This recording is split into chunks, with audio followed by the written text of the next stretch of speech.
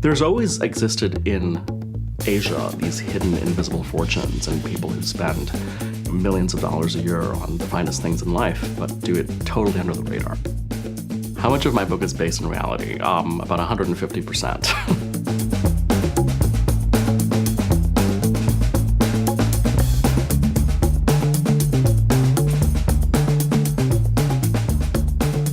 Couture Week in Paris is the creme de la creme. We're talking about dresses that start in the tens of thousands and go up to the millions, and only about 2,000 women in the world can afford to dress this way. I was lucky enough to spend Couture Week in Paris with some truly stylish insiders.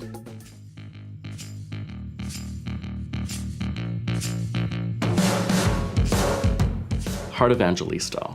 She's really the darling of the Philippines. She's one of the most acclaimed actresses. She's also a really gifted artist. She's had amazing museum shows in the Philippines of her paintings.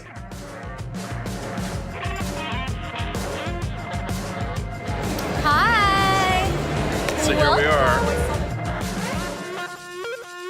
And then there's the Yeoh sisters, Michelle and Rachel, who are so much wiser than their years. They grew up in Kuala Lumpur, Malaysia, but for the last, I think, 7 or 8 years have been living in England. Thank you for organizing Dior so I could come with you guys. No, I really we're so appreciate excited. that. Yeah, it's such a pleasure. Yeah, it was like a last-minute surprise. That was like, cool, I get to come with you guys. I guess that's part of Fashion Week. Yeah, everything happens at the last minute. Exactly. Yeah.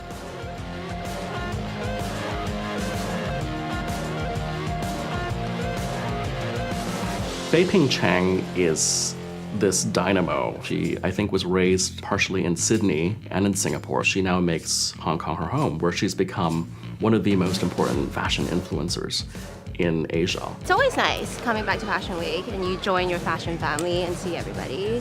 It's always a nice little reunion.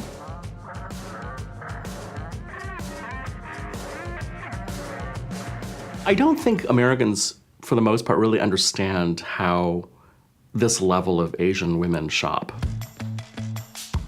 When I see something come down the runway, I know in my gut and in my heart that it's meant to be. I think that connection makes everything more special.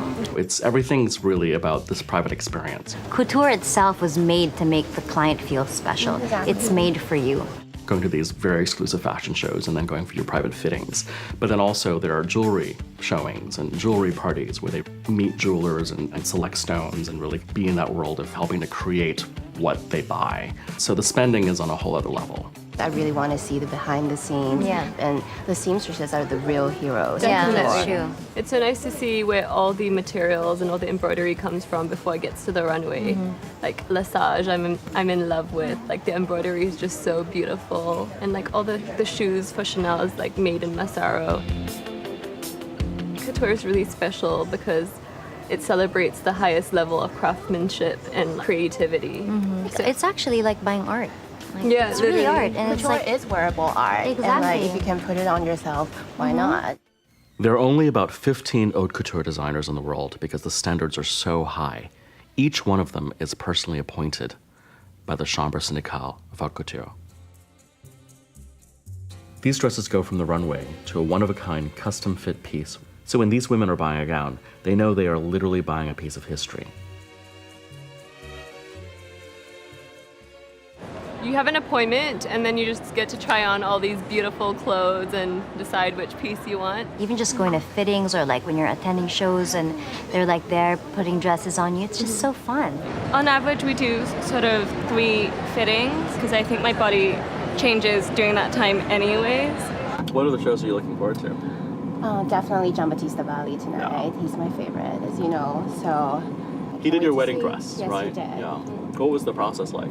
I came to Paris a year before my wedding. At first, I was only going to do one dress, and then in the end, evolved into 2 very different dresses, which was great because the main dress, was a big tulle creation. And the second one's entirely made out of silk.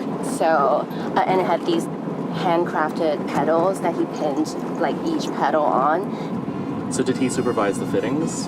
Yeah, he was there. So he's very hands-on. Very hands-on. Yeah, he's really an artist that really cares about his craft. It's such a beautiful, magical experience. Even if you don't put it on yourself, like No, you even just looking archive at it, it, right? it's just perfect.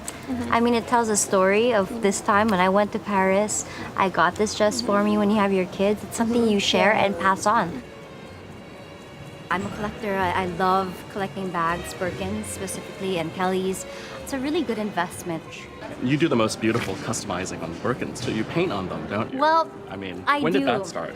I had a lizard skin Birkin, and it was orange, and I was eating French fries at Chili's. Oh gosh. And they had grease. cheese on, yeah. So Love that. I did not notice that it was already under my bag when I brought it home. I tried to clean it, I asked around, and it was just impossible to fix. So I said, okay, why don't I paint on it? And I loved it. Do you get a sense that you are part of this new generation of sort of fashion influencers? I don't You go know to if we these are shows? influencers, and that's the I thing. think you are. We just enjoy the shows. Because, I mean, we started with our mom originally when we were like 10. My love for fashion really came from my grandmother. She only ever wore Escada and Chanel. I think anyone that enjoys the beauty in life loves fashion to a certain extent. You know, there's no other way to put it. They lived these lives of imperial splendor.